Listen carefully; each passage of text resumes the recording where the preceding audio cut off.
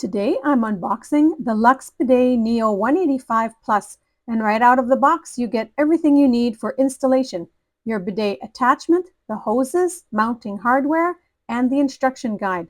The setup is straightforward and everything feels really well made.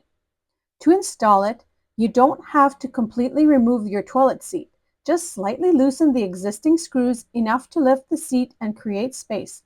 Then slide the bidet underneath, making sure the hinges line up smoothly so it can flip open and close the way it's designed to.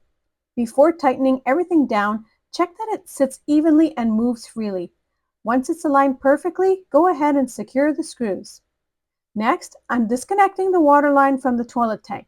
The bidet comes with a T adapter, so you simply attach that at the water connection point. Then reconnect your main hose to the top.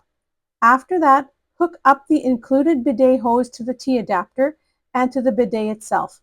It's all non-electric, so once the hoses are tightened and secure, the water pressure is controlled right from the knobs on the side. It's quick, clean, and really beginner friendly. Here, we're showing the 360-degree self-cleaning feature. It washes both the front and the back of the nozzle door, giving you a full sanitary clean with one turn of the knob. What I really love about this model is the hinge system. Being able to lift the whole bidet up makes it so much easier to clean the toilet bowl and the hard-to-reach areas around the attachment.